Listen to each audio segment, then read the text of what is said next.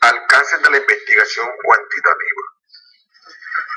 De Ancona María de los Ángeles, en su texto Metodología de la investigación cuantitativa, nos dice que en función de los objetivos de la investigación encontramos unos diseños que en la guía didáctica de la Universidad Claretiana hablan de tipos de investigación. Esos diseños son el exploratorio, el descriptivo, el correlacional y el explicativo. Iniciamos con el diseño exploratorio, que es el que centra la investigación. ¿Por qué? Porque lleva al investigador a familiarizarse con el problema de investigación para deducir qué aspectos requieren un análisis pormenorizado en la indagación con los pasos posteriores. Este diseño exploratorio, investigación exploratoria, es la que abre la puerta para los demás pasos que sigue una investigación. ¿Cuáles las características de este diseño exploratorio? Primero, prioriza puntos de vista de las personas. Se enfoca en el conocimiento del tema. No tiene estructura obligada y genera innovación para la solución del problema. Objetivo, encontrar las pruebas relacionadas con el fenómeno que se va a investigar. Conocer el contexto del objeto de estudio. Verificar la factibilidad de la investigación. ¿En qué se clasifica? ¿Cómo se puede clasificar este primer paso en la investigación? Puede tener dos pasos, dos partes, que es basada en expertos y la basada en literatura.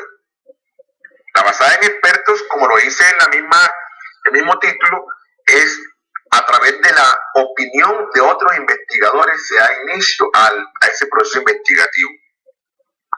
Y basada en literatura, usa información de investigaciones, referenciadas de libros, artículos o notas. Además, también esa investigación exploratoria también se puede realizar con estadísticas que ya han presentado otros estudios. Puede basarse en esas estadísticas de ese fenómeno que ya alguien o otro investigador ha tratado de realizar. Entonces, ahí encontramos esa parte importante de la investigación exploratoria. ¿Cuál es el proceso? El proceso es identificar el problema primero, establecer la hipótesis y sustentar las siguientes investigaciones. ¿Y cómo se identifica el problema? A través de encuestas, entrevistas de expertos o investigación de campo experimentales. ¿Qué ejemplo podemos nosotros colocar de esta primera parte de la investigación exploratoria o tipo de diseño exploratorio, que es en donde empieza el proceso para lograr un proceso ascendente de la investigación? Un ejemplo puede ser a nivel educativo nuestro, determinar la deserción escolar en los niveles de primaria, ¿por qué se da? Y allí se puede centrar mirando las edades, puede ser mirando el sexo, mirando el grado, o a través de registros de asistencia y causa, donde se puede hacer un análisis social de los niños que están faltando o se han ido retirando en el proceso educativo. Ese es como el ejemplo, uno de los ejemplos que podemos utilizar en ese inicio de la investigación exploratoria. Y este da paso para la parte descriptiva, el tipo de diseño descriptivo. Continuando con nuestro proceso de investigación, ahora llegamos en el proceso al descriptivo, al tipo investigativo descriptivo. Y allí es un procedimiento que, como ya le ha abierto la puerta el diseño exploratorio,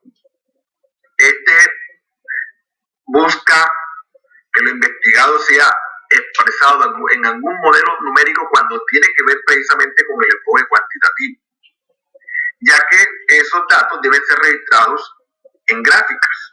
¿Cuáles son sus características? Pues primero, su característica natural es descriptiva.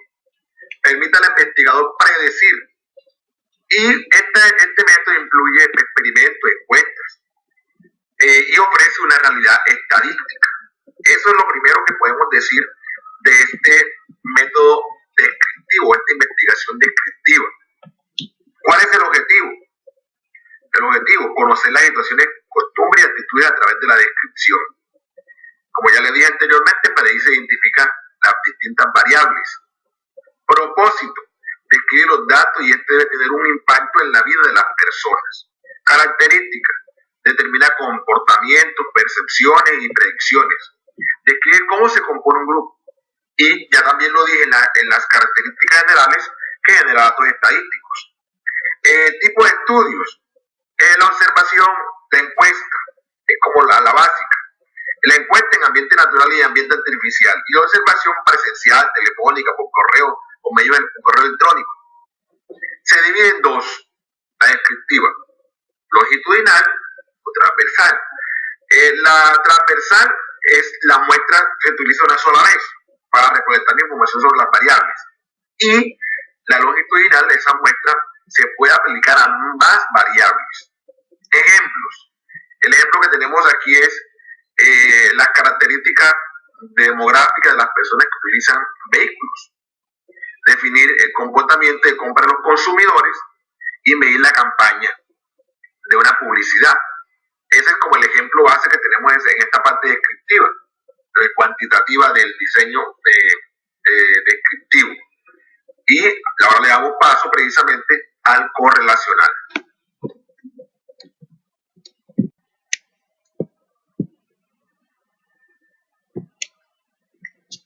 La investigación correlacional tiene como propósito proporcionar la información necesaria para explicar un fenómeno.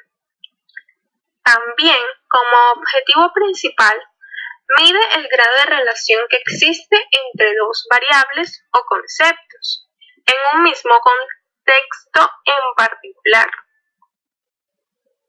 El investigador debe buscar variables que puedan interactuar entre sí, pero también debe tener claro la manera en que la segunda variable puede cambiar. La característica principal de la investigación correlacional es que ninguna variable involucrada puede ser manipulada, es decir, el investigador debe recolectar la información y no alterarla. En ningún momento el investigador puede cambiar la información o la observación que está haciendo. Los datos deben ser reales, naturales, específicos, pero no pueden ser cambiados o manipulados. La metodología evalúa el grado de valor que tiene de relación entre dos o más variables. También debe tener una relación con el sujeto que se está estudiando. El investigador debe tener contacto directo con el objeto de estudio, pero no debe intervenir con él. No debe relacionarse demasiado para perder su punto de vista.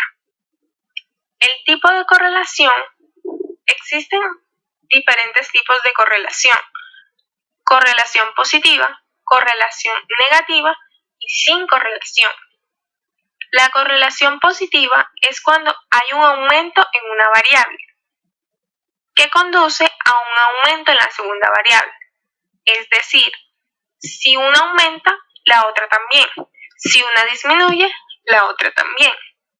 La correlación negativa es diferente a la positiva, es lo opuesto. Si una aumenta, la otra disminuye. Si una disminuye, la otra aumenta. La correlación sin correlación significa que el cambio en la variable no influye en la otra variable. Estas no tienen ningún efecto en la otra. Como por ejemplo, la cantidad de dinero que tiene Juan está relacionada a cuántos platos puede pedir en un restaurante. Esto quiere decir que es una correlación positiva. El aumento en una variable influye en el aumento de la otra variable. Como segundo, tenemos que si María no tiene suficiente dinero, no puede comprar la fruta que desea. Esto quiere decir que hay una disminución en una de estas dos variables. Por eso es una correlación negativa. Como tercero, si alguien tiene 2 casas, 2 carros, una empresa, no significa que ésta le dé felicidad permanente. Es decir, es un tipo de correlación sin correlación. No hay cambio en las variables. Aunque tenga casas, aunque tenga carros, no implica que eso le hará feliz o que eso le brindará la felicidad que necesita en su diario vivir.